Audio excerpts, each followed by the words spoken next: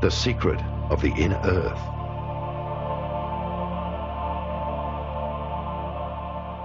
Like the human being, the planet itself also has dimensions. These 7 bodies are 7 main energy gates, also called chakras or sun gates. They are the activation gates. The masters of Lemuria and Atlantis knew about the main geomantic energy vortices. With the help of extraterrestrial technology and levitation, they built large pyramids onto these centers of energy. Therefore, pyramids around the world stand on these gates of energy in order to mark the power centers.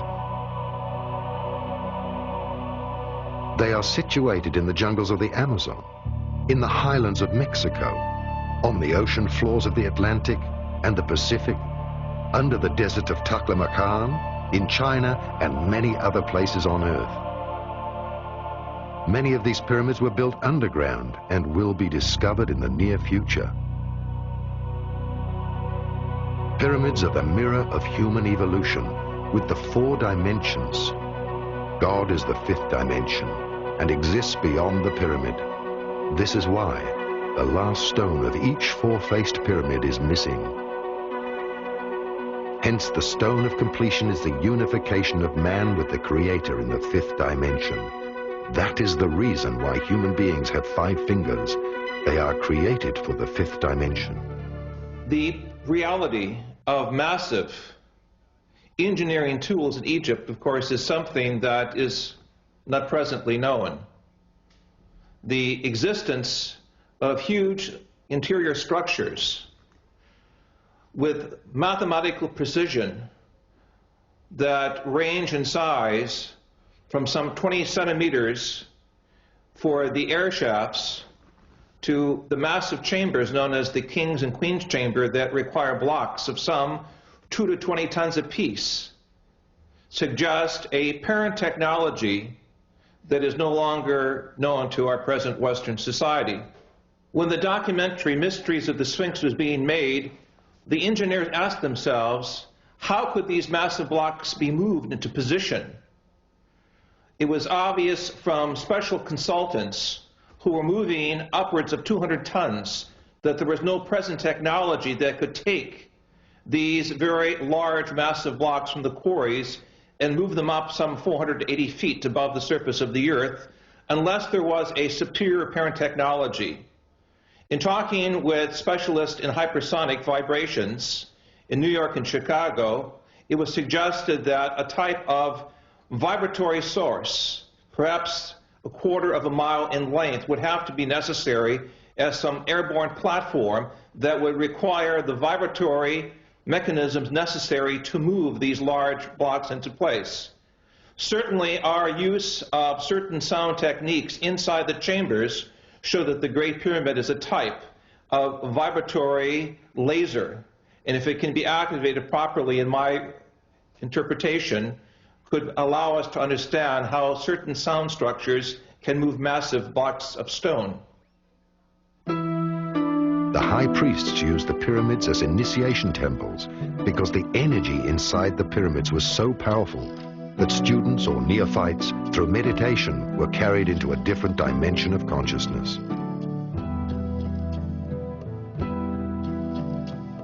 The student, with his physical body and senses, was moved into a higher world. Thus he could perceive the spiritual world. Until this very day, another great secret remains. The pyramids were used as natural doors of dimension gates, as openings and doors leading to the inner earth. As much as there is an outer world, there is, because of polarity, an inner world. In other words, the earth is hollow. As things are on a small scale, so they are on a large scale.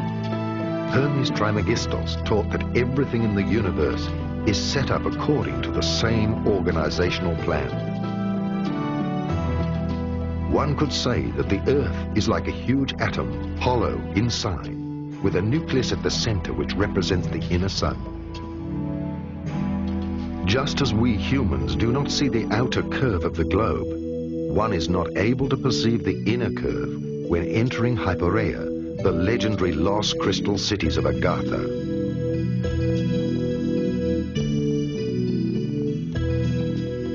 The initiated were able to get in touch with the civilizations of the inner Earth through gates. Until the sinking of Atlantis, this was general knowledge.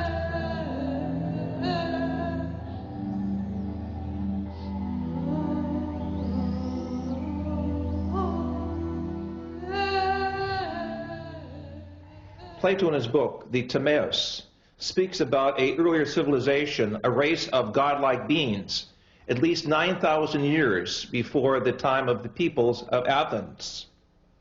He also speaks of how the great historian Solon refers to Egypt as a colony of Atlantis. It is clear from evidences we have recently made in Mesoamerica, specifically in Guatemala, with the ancient canal system that we have uncovered through remote sensing radar, that it was there in Central America where north and south tectonic plates meet, where there are great statues called the Atlans, that there was indeed some type of civilization that could be called Atlantean. Clearly the evidence is in Egypt of great structures beneath the sands of Giza, as well as the evidences of great structures beneath Gobi in the Far East, suggest that Atlantean models of higher intelligence were over the earth at a much earlier historic period, suggesting that Atlantis was a type of civilization rather than a specific place of people, technology, worship, and belief. Where is the entrance to the inner earth? My feeling is that these are openings several hundred kilometers wide, not more than that. One on the North Pole, one on the South Pole. They may exist in a different dimension. They may be made visible at will or from time to time, depending on certain cosmic and terrestrial conditions. These are more of speculations. However, I know for sure that, for example, polar flights are forbidden to fly straight over the pole. They always deviate away. After a very suspicious crash of a New Zealand airliner, chartered airliner in late 70s, early 80s, that was supposed to fly over the South Pole looking for the opening of the inner Earth. After Atlantis, only a few native Indians on the Amazon River and the Hopi Indians knew of the entrances to huge underground cities.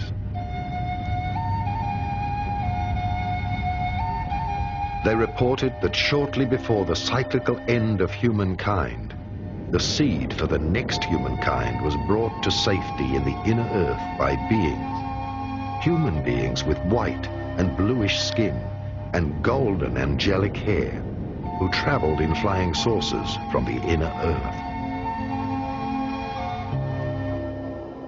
Last century, various scientists searched for the pole openings. Accordingly, the South Pole is supposed to be the head chakra of the Earth and have an enormous pole opening. The North Pole would be the root chakra. During this century, two great efforts were made to find these pole openings and to make contact with the extraterrestrial races who built the underground cities within the Earth. The first expedition was led by Admiral Byrd before the Second World War. The second was carried out by the secret Tula organization, which pulled the strings behind the Nazis. Both expeditions were successful. Byrd discovered the pole openings during an expedition for the USA.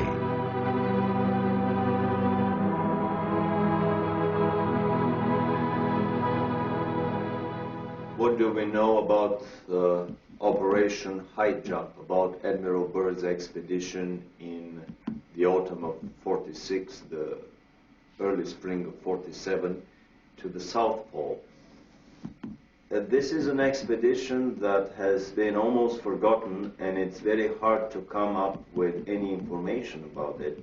the few articles that were published at that time in, let's say, National Geographic magazine would not give any clue to the real intention of that expedition. However, recently we discovered a unique documentary film in color, 1 hour long, made by the U.S. Navy. It was a massive naval operation that involved an aircraft carrier, several battleships, an armed submarine, and probably another 20 supply and battleships. It involved 4,000 troops, U.S. troops, and the rumor is that there were also British and Russian contingents within these 4,000 troops.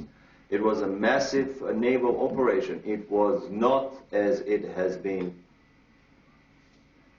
presented to the public, that it was a peaceful expedition to explore the natural resources of the South Pole. They descended to Little America, which is the place of the previous Admiral Byrd landings on the South Pole. And then they started a massive overflight over the whole area of the South Pole, trying to locate the German base that was established there almost 10 years earlier. The Germans started somewhere in 1936-37 seriously exploring the South Pole, and by the time the war ended, the rumor is that they have established a massive underground colony with at least 100,000 scientists, researchers, elite SS troops, children from Hitlerjugend, young boys and girls that were to become the seed of this new and colony that was to be built under the principles of the super race selection. In our research in Africa, the Far East, and in the mountains of South America, we have come across statuary of very grotesque beings who, according to the Indian and shamanistic tradition, went into the earth at a time of a great cataclysm. If we take Atlantis as a model for survival, it is clear in the folklore and literature of the major continents of our planet that some of the races went into the earth. I brought with me from Africa pictures of these grotesque serpent-like beings. Many of them correspond to the extraterrestrial reports and photographs of some of these so-called snake people or serpent people. It is very clear also that there was the survival of the ancestry of the Adamic race referred to in our scriptures, as well as in the teachings of the Hungarian and German people that came out of the Gobi area. It is in this area of Lap Nor that we have recently found evidences of an earlier European type humanity that did survive some type of cataclysm according to the myths of the Far East. We have thus in our tradition a vast folklore, anthropology, and cosmology that connect the peoples of this planet with that of other worlds. The Nazis were better informed by the secret esoteric orders and had exact knowledge about the lost cities of Agartha and Shambhala. Many of their expeditions involved searching for the entrances into the inner world and the lost techniques of the gods.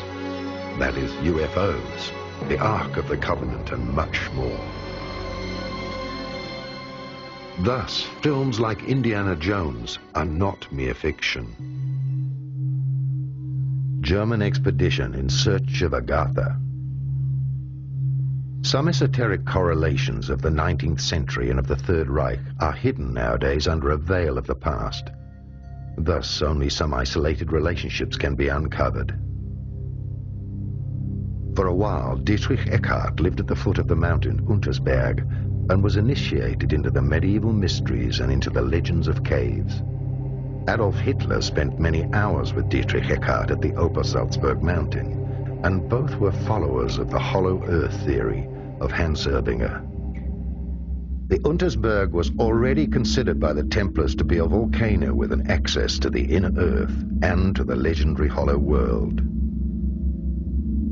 Thus, there are stories of the disappearances of people in the Untersberg and how, 60 years later, the same people surfaced without having aged.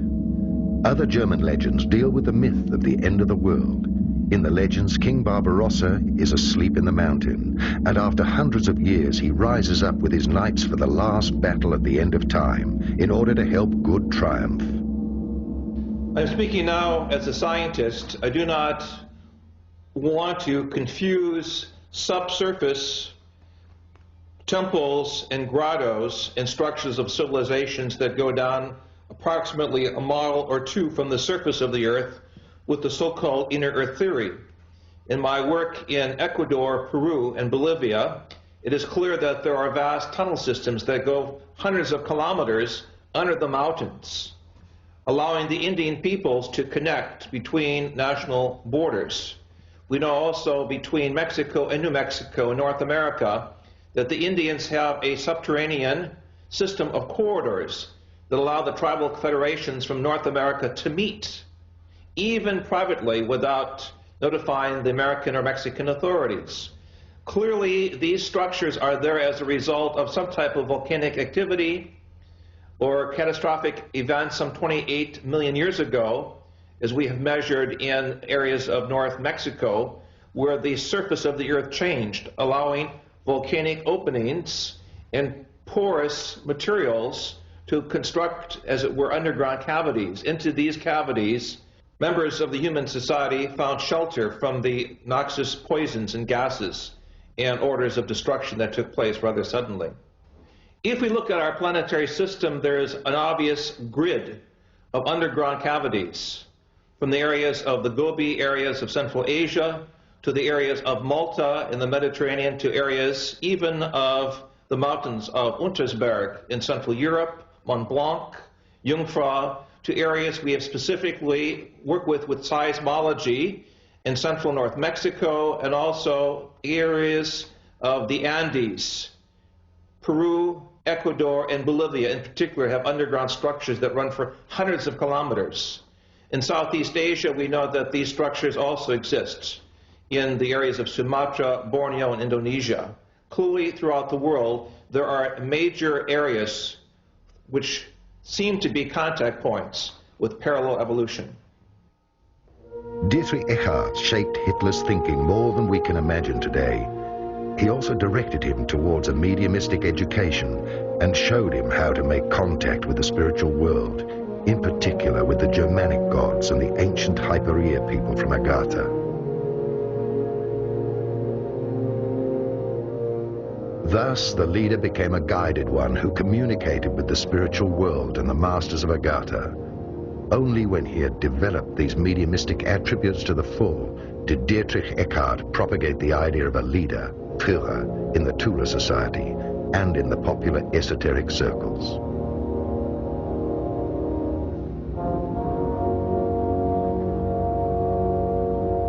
Already in the First World War, the German military sent various expeditions, which later were known as German colonies.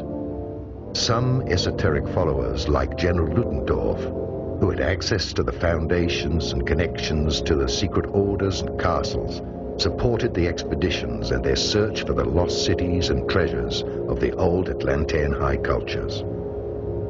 In the early 20s, in a privately financed expedition, Edmund Kiss explored various regions of South America and discovered a wide-ranging system of caves with an opening to the inner earth.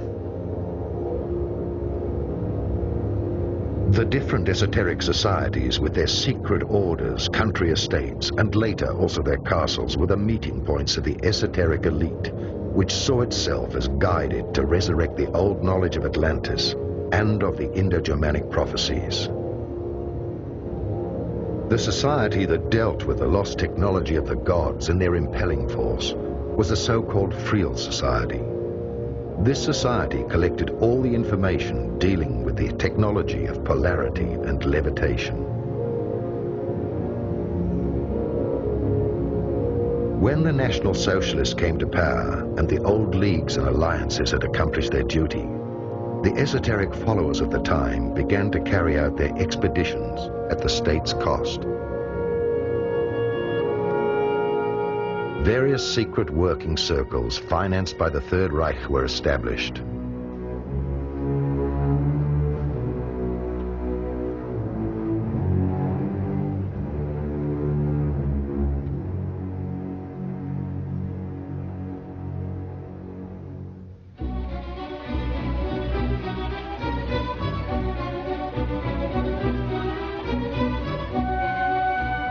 The committee of the group, Heirs of the Ancestors, was concerned with the study of races, and some high esoteric followers were contracted to investigate the past of the Aryan race with ordinary archaeologists and scientists.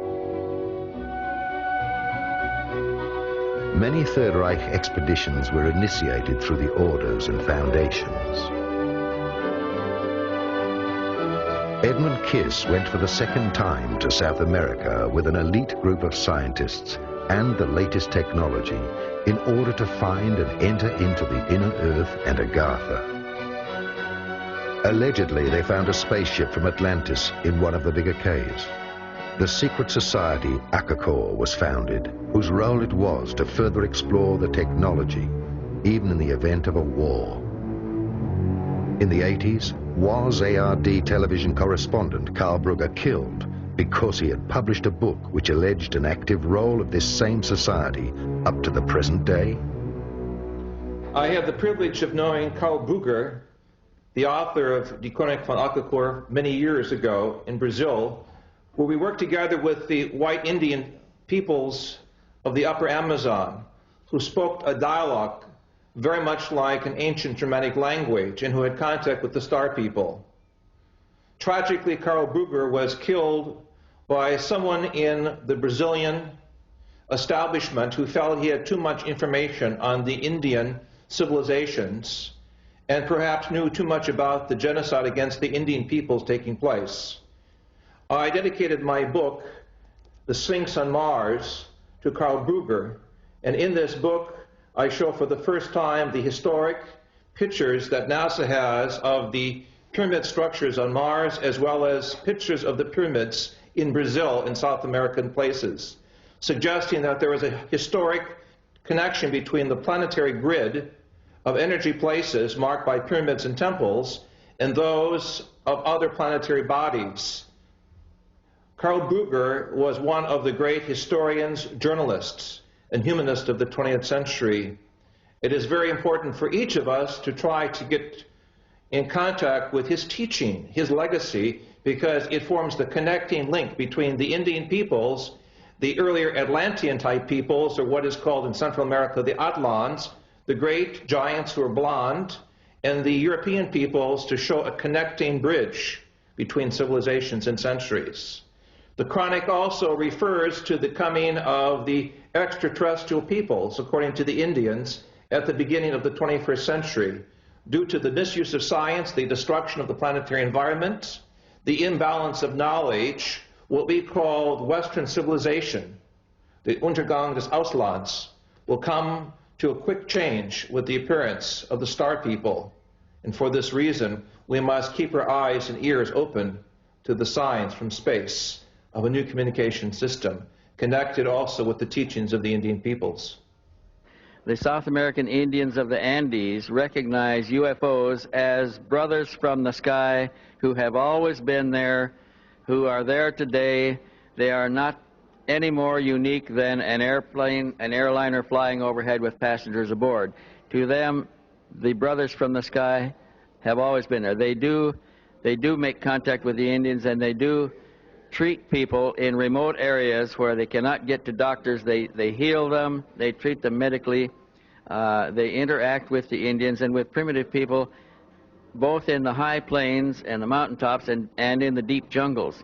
So when we began asking about these brothers from the sky, we discovered stories about such contacts everywhere. And in the course of one of these stories, we were introduced to an Indian from the upper Amazon. I think his name was Akunta, but I'm not sure at the present time, who offered to take us back into a civilization that he came from that was primarily based on a European culture that was transported there or transposed there sometime about the end of World War II, and they had taken scientists and scientific research underground in an area in the upper Amazon where they had succeeded in developing disc-shaped aerial vehicles that they could use to go all over the world with. The society was, this Indian called the society Akakor. He said that he had guided a German researcher by the name of Brugger, and I think his name was Martin Brugger, B-R-U-G-G-E-R, who was actually taken to the city and was afforded an opportunity to meet with some of the Europeans there. That Indian tribe in that area has many blue-eyed, blonde-haired Indians, and they appear to be descendants of a Germanic a group of people that were taken there sometime in the middle 1940s. And now they have produced children and they are young adults, and a society is flourishing there that is advanced over the contemporary societies around them by substantial degree. We can take you back there. There is a man who lives in that area. His name is A.J. Gaviard, who will be willing to introduce us to either the Indian that guided Martin Brugger or other Indians from the same tribe who may be willing to take us back far enough to meet some of the members of that society. It's operated as a closed society. They do not come out down the river and enter Western civilizations. When they come out in their spacecraft and pick up what they need and take it back into the society, and they live in a closed environment, pretty much protected by the wilderness of the jungle itself. So it's possible to go back and further investigate the evidence of the existence of Akakor at any time. We can produce people who can do this. We can look at Mr. Brugger's evidence that he published, which was the result of his own research. But I personally am convinced that this society exists, that they have circular disc-shaped craft, that they fly and operate them there, and perhaps some of the disc-shaped craft that we are discovering in the reports of the Indian aboriginals of the highlands, of the upper plateau there, may be some of the vehicles from Akakor. We also know that many of the vehicles that they describe are not from Akakor, that they come from elsewhere. Some of them are extraplanetary. They come from beyond this planet, and they have unique technologies, and they have human beings aboard who are quite different and quite advanced over the contemporary humanity of Earth today.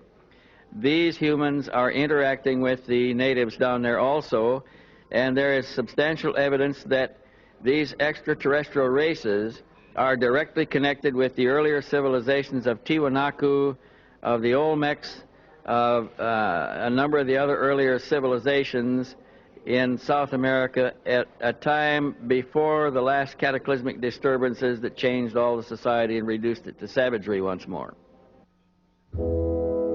A further expedition was sent to the South Pole, Expedition Schwabenland, in order to find the land with no ice and to explore the access to the inner Earth.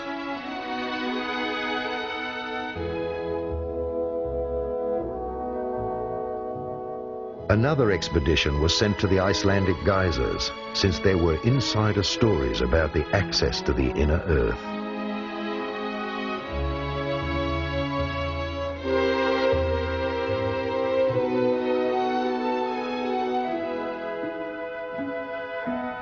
And another expedition was organized by Sven Hedin to the Taklamakan Desert in Tibet in order to find traces of the old culture of Urd.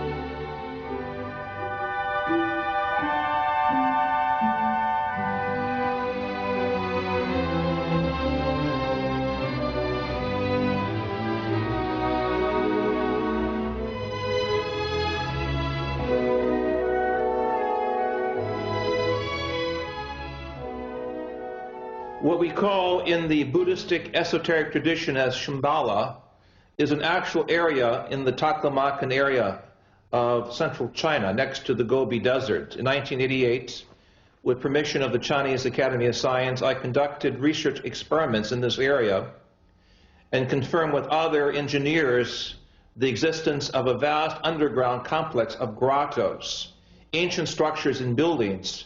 And in these structures we find statues of the avatars or beings later celebrated in Buddhism as the bodhisattvas, the beings that came from space, and the Vimana and the Tathagata. These are ancient Sanskrit terms for the vehicles of higher intelligence. In my opinion, Shambhala does exist as an underground, structured civilization that is now being uncovered in Central Asia. And in this area of the Gobi, I believe we will find the origins of the Garden of Paradise, or the Gan Eden, the Garden of Eden, as it is referred to in our book of Genesis. One less-known expedition was led to a mountain in an African desert, since there were stories by the local tribes that there existed a network of caves out of which flying objects emerged, which had also been cited by the German expeditioners. Under the cover name Wielandschmied, all the information about the technology of the inhabitants of the inner Earth or extraterrestrials was gathered, and through the SSE-4 was passed on to the engineers of the weapon industry in order to develop the new technology.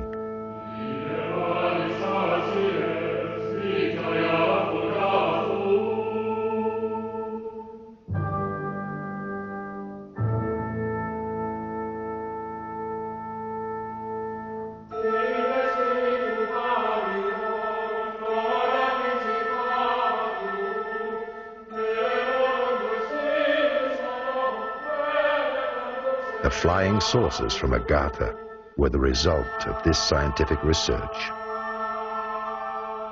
The Nazis made contact with the extraterrestrials of the underground city of Antarctica.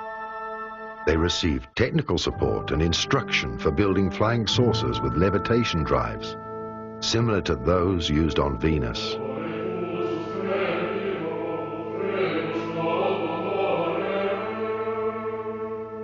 At the end of the Second World War, the extraterrestrials ensured that the technology was returned from Earth back to these cities. They understood that the Dark Age had not yet reached its peak. The technology was returned by 30 submarines through a large commando action.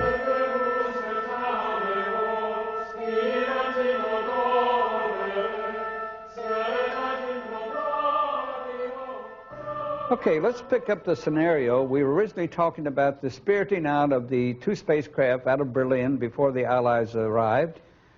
We said that they were put aboard two submarines. They spent 6 months at sea, and they finally landed in Argentina. Now, from that point, they were taken into Antarctica, into a section of Antarctica called Queen's Maud's Land. And there they disappeared, and they were not heard of for some time. Now, intelligence sources, and of course I was in the intelligence business at that time with the agency, reports indicated that they were in there and they were operative once again. Now, there was a major concern by world powers to go in and capture the technology and the two spacecraft which they knew were in Antarctica. And the intelligence reports indicated that one known as Admiral Byrd was to be recommissioned, and he was to be sent in there to retrieve the two saucers and also the technology and personnel associated with it. Later reports indicated that Admiral Byrd was given 8 months and unlimited funding to go in and pull this thing successfully off. But we also know that within 8 weeks he was totally defeated. Now, the supposition at that point was that there was an advanced civilization and technology, most probably alien. There were with the Third Reich and the SS who was in Antarctica, and that those great and developed technologies were used to defeat Admiral Byrd. And of course, as it turns out, even to date, they're still there. We never did successfully get them.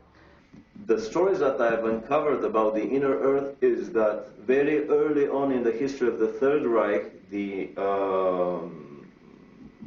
Nazi elite, and especially Hitler, were trying to establish contact with a civilization living in the inner Earth, which was considered an Aryan civilization of a lot more advanced nature than their brothers, lost brothers living on the surface of the planet. The Thule Society carries the name of the former capital of that civilization, someplace around present-day Greenland, before the previous polar shifts and before Greenland became under ice. Two expeditions were made in the late 30s, early 40s, one attempting to enter the North Polar water opening with a submarine, which proved unsuccessful. A second attempt was made to enter the land opening on the South Pole with an anti-gravity cigar-shaped device, basically a small prototype probably of the giant Andromeda space station that was developed later on by the SS, and it proved successful.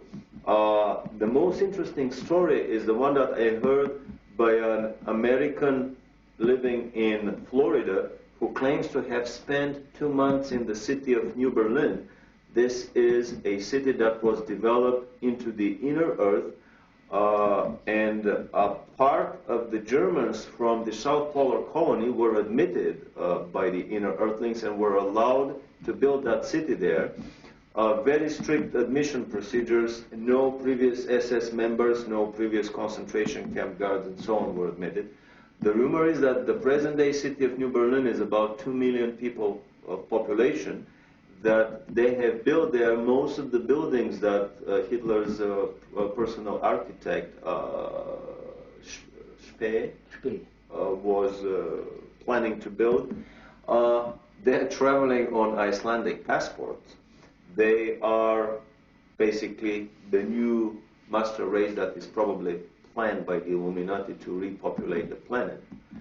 And there is even a rumor that there is a New Berlin embassy in Washington on an unmarked floor of a high-rise building. You probably punch a code on the elevator buttons, and when the elevator stops on that floor and the doors open, you see the sign of New Berlin in the lobby. The kids of the New Berliners study in major institutions around the globe, Harvard, Oxford, Cambridge, Yale, and basically it is not a Nazi colony that is established in the hollow earth as an enemy of the present-day American and English Illuminati secret government. On the contrary, it is just basically the other side of the same coin. Some would even coin the new word, the Illuminati presence on the planet, that basically the World War II Nazis and the present-day Illuminatis in America are nothing more than the two sides of the same Illuminati coin. So basically, this is a colony, a presence in the hollow earth that has been established with a shoulder-to-shoulder cooperation of the Russians and Americans, organized, orchestrated, and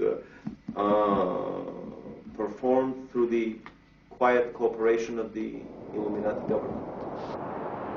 After World War II, a military expedition under Admiral Byrd tried to recover the vanished technology.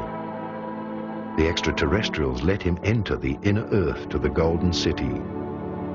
They delivered a request message for disarmament to the government of the United States. Admiral Byrd had to remain silent until his death, but after he died, his nephew published his diary.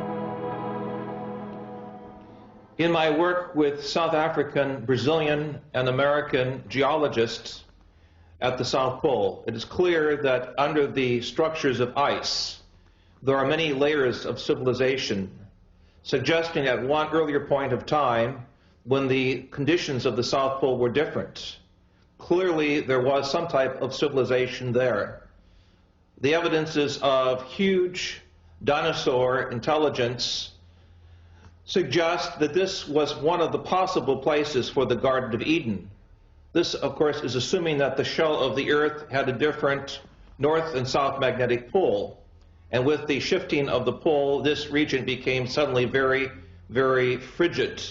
And thus, we do not see any evidences on the surface of these so-called earlier conditions of intelligence. However, I believe with the further exploration of the documents that both Admiral Byrd brought to the attention of the world after World War II, and the Brazilian Navy uncovered in 1961 with its subpole expedition, that extraterrestrial intelligence is also operated out of the area of the South Pole. And in that sense, the South Pole is a connecting point with other civilizations, possible extrasolar gardens of paradise.